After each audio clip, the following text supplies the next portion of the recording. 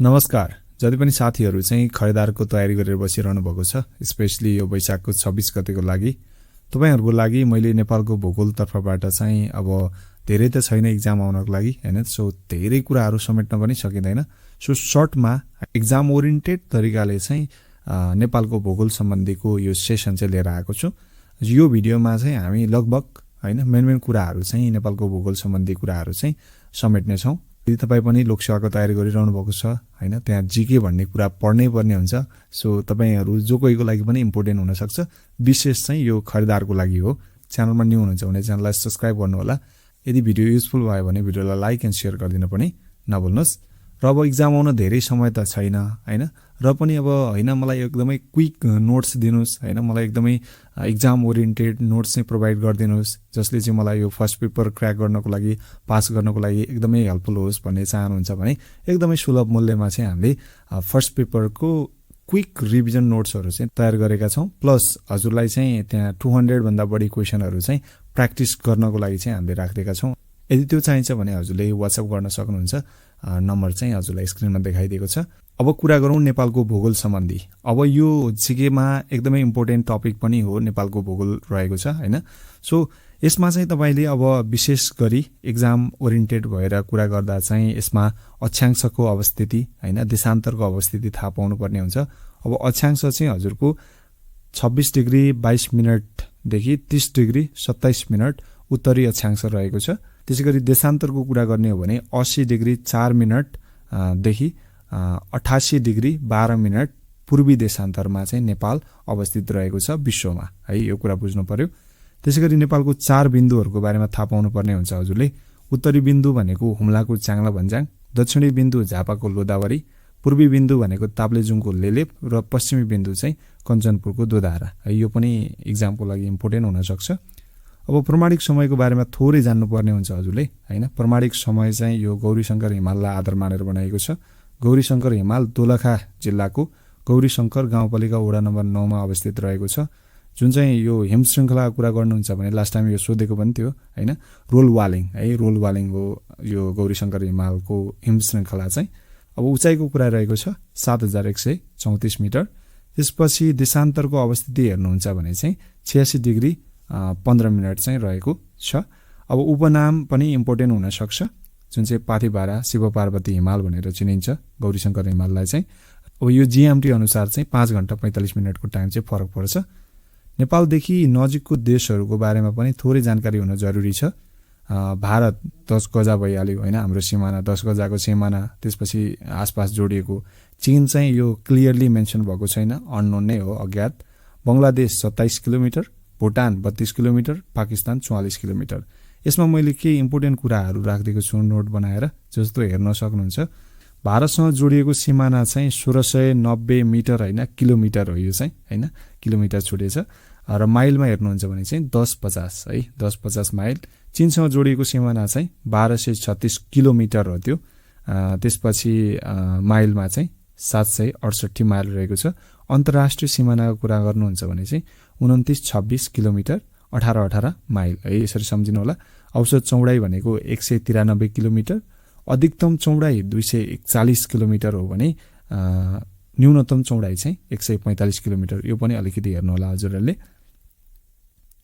त्यसपछि यो नेपाललाई 77 जिल्लामा विभाजन गरिएको चाहिँ विक्रमसँग 2074 5-5 मा हो। दुईवटा जिल्लाहरूलाई टुक्राइएको थियो त्यति बेला।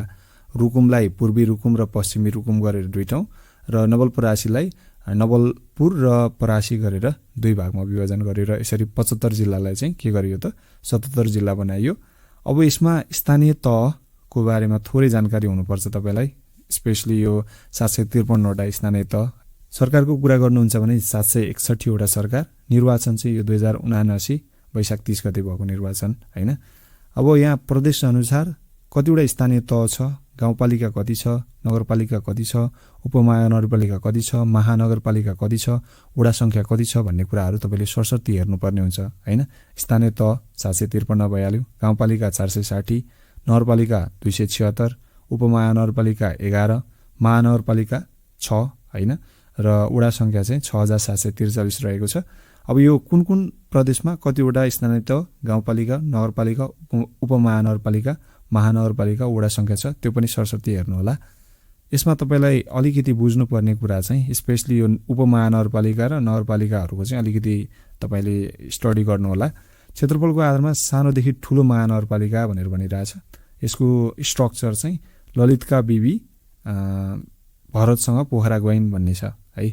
ललितका बिबी भनिसकेपछि ललितपुर, काठमाडौँ, बिबी विराटनगर, वीरगञ्ज, भरतसँग भनेर चाहिँ भरतपुर, पोखरा गइन् भनेको पोखरा आफै पनि भइहाल्यो होइन। यसरी ललितपुर, काठमाडौँ, विराटनगर, वीरगञ्ज, भरतपुर र पोखरा है।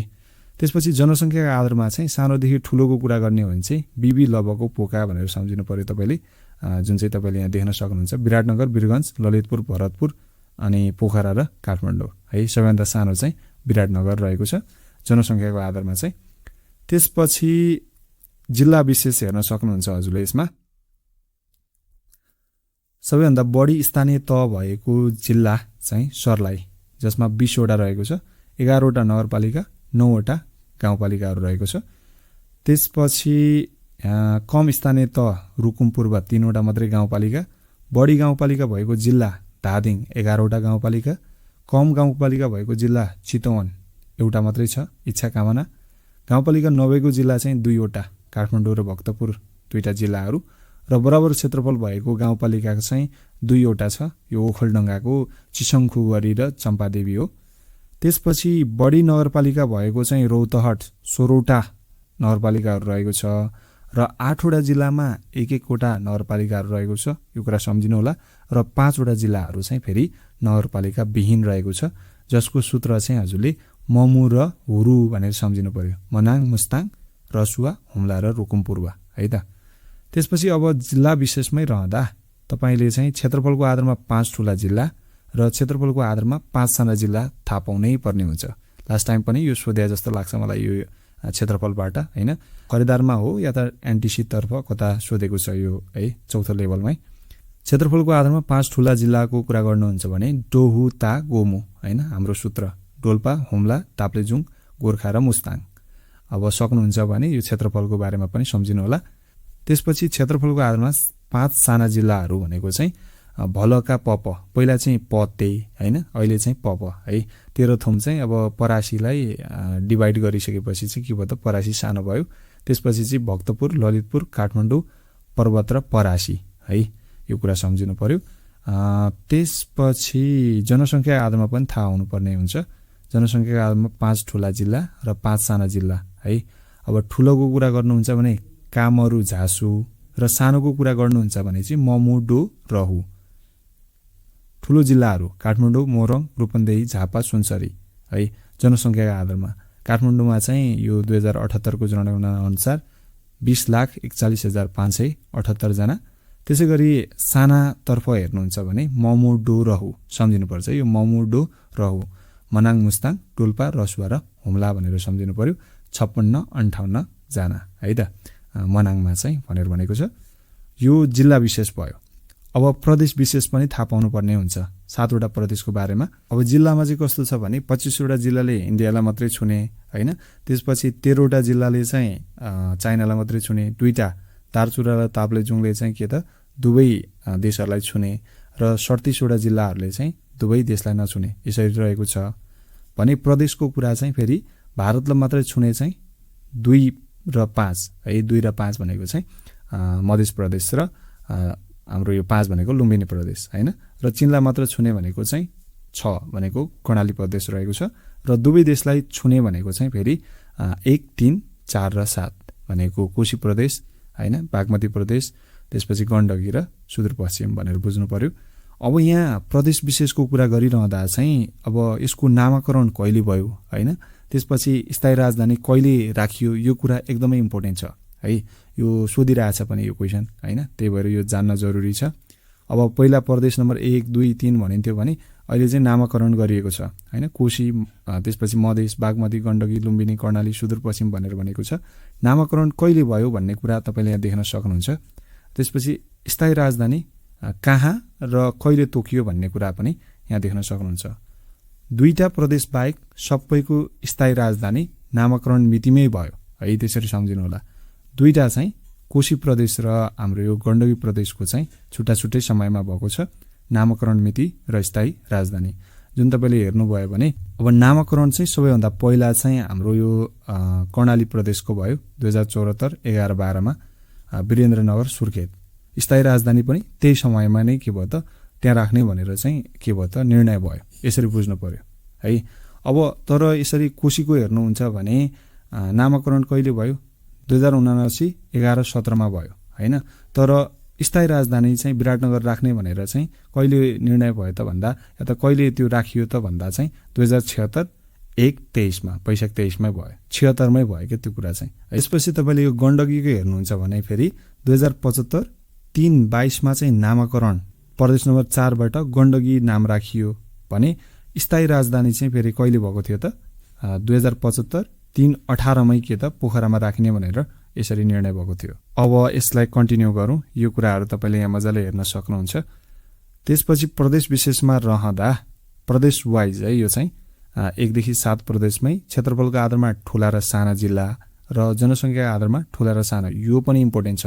जस्तो प्रदेश नम्बर 1मा क्षेत्रफलको आधारमा ठुलो र सानो जिल्ला र त्यसपछि जनसङ्ख्याको आधारमा के त प्रदेश नम्बर 1मा सानो र ठुलो जिल्ला है, ठुलो र सानो जिल्ला यसरी सम्झिनु पर्यो। सूत्र एकदमै सजिलो छ, ताते मोते हैन, ताप्लेजुङ तेह्रथुम, मोरङ र तेह्रथुम। त्यसै गरी प्रदेश नम्बर 2मा सम सप, सप्तरी महोत्तरी सर्लाही पर्सा।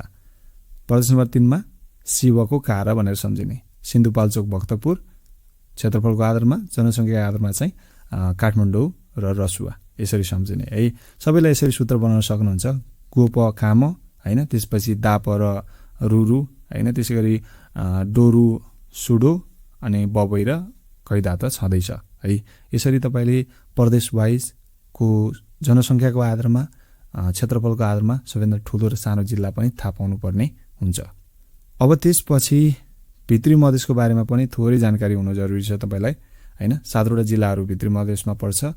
हुन त तपाईँले अब हिमाली प्रदेश हैन, त्यसपछि पहाडी र तराई प्रदेश यसरी छुट्टा छुट्टै पनि अध्ययन गर्नुपर्ने हुन्छ है, त्यो कुरा पनि बुझ्नु होला। अब यहाँ भित्री मधेसको बारेमा थोरै राखिएको छ। जस्तो पूर्वदेखि पश्चिमको क्रम भनेर राखिएको छ। यो सूत्र चाहिँ उसिम चिन दासु है, उसिम चिन दासु। उदयपुर, सिन्धुली, मकनपुर, चितवन, नवलपुर, दाङ र सुर्खेत है। यो पूर्वदेखि पश्चिमतिर पर्ने 7वटा जिल्लाहरू भित्री मधेसको। त्यसपछि ठुलोदेखि सानोको क्रम हेर्नुहुन्छ भने चाहिँ फेरि दासिसु म चिउन, दासिसु म चिउन। अब नेपालको कुल क्षेत्रफलको 8.5% यो भित्री मधेसले ओगटेको छ। कुल जनसङ्ख्याको 9.87%। हावापानी भनेको उष्ण मनसुनी र यो कस्तो माटो पाइन्छ भित्री मधेसमा, कस्तो माटो, कस्तो खालको माटो चाहिँ कस्तो किसिमको माटो पाइन्छ भनेर पनि क्वेसन सोधेको थियो हैन। त्यहाँ चाहिँ बलौटी, पत्थरिलो र पाङ्गो माटो है, यो लास्ट इयर सोधेको क्वेसन हो। अब यो पटक पनि सोध्न सक्ला हैन, त्यो कुरा पनि तपाईँले हेर्नु होला। अब चुरे विशेष रहेको छ, चुरे क्षेत्र विशेष। अब यो कोशी नदी आसपास चाहिँ चुरे क्षेत्रलाई चुलाचुली, मैनाचुली भनिन्छ। बागमती नदी पूर्व पडवाना चुरे भनेर चिनिन्छ। दाङ देउखुरीतिर डोन्डुवा र चुरेको सबैभन्दा अग्लो भाग भनेको चाहिँ गारुवा, कैलालीको गारुवा जुन चाहिँ 1872 मिटर रहेको छ। अर्को नाम भनेको चुरेको अर्को नाम चाहिँ बाह्य हिमाल शिवालिक भनेर पनि चिनिन्छ। त्यसपछि महाभारत क्षेत्र पनि थाहा पाउनुपर्छ तपाईँले, नेपालको हावाखोरी भनिने हिल स्टेसन अफ नेपाल, लघु तथा होचो हिमाल पनि भनिन्छ। र महाभारतको अग्लो भाग भनेको चाहिँ या त अग्लो क्षेत्र भनेको चाहिँ के त सैलुङ डाँडा रहेको छ 3150 मिटर है त। अब जेनरली मैले आज चाहिँ यति नै राखेँ हैन। यो मेन कुराहरू तपाईँले थाहा पाउनुपर्छ। अझै पनि छ है, कोशीको कुराहरू गरेन मैले, नदीहरूको कुरा गरिन हैन। त्यसपछि हिमालहरूको कुरा पनि गरेन मैले यसमा। अनि यो राष्ट्रिय निकुञ्जहरूको कुराहरू छ, संरक्षण क्षेत्रहरूको कुराहरू रहेको छ है। यी कुराहरू पनि तपाईँले थाहा पाउनुपर्ने हुन्छ है। अब एउटै भिडियोमा सबै कुराहरू राख्दा फेरि बोरिङ जस्तो होला हैन, बोर होला भन्ने कुराले चाहिँ मैले राखिनँ त्यो कुराहरू हैन। अब यदि राम्रो रेस्पोन्स भयो भने सेकेन्ड पार्टमा राख्दिउँला त्यो कुराहरू हैन। अब डिटेलमा नोट चाहिन्छ भने फेरि त्यो अर्कै छ है, त्यो अर्कै पार्ट हो। यो चाहिँ रिभिजन पार्ट रहेको छ तपाईँलाई हैन। र अब एक्जाम आउन धेरै समय छैन, लगभग त्यही अब 7-8 दिन हैन, त्यस्तै छ। 26 गते त एक्जामै हो है, त्यो कुरा बुझ्नु होला। र यो समयमा है, यो 8-9 दिनको यो समयमा पनि यदि तपाईँ चाहिँ हामीलाई एकदमै एक्जाम ओरिएन्टेड नोट्स चाहिँ प्रोभाइड गरिदिनुहोस्, क्वेसनहरू प्रोभाइड गरिदिनुहोस्, जसले चाहिँ हामीले प्र्याक्टिस गर्न सकौँ भन्ने तपाईँको त्यो इच्छा हो भने त्यो पनि हामी प्रोभाइड गरिदिन सक्छौँ है। त्यो पनि एकदमै सुलभ मूल्यमा रहेको छ। सो अब यी कुराहरू तपाईँले मजाले अध्ययन गर्नुभयो भने नेपालको भूगोल सम्बन्धी चाहिँ मजाले पुग्छ।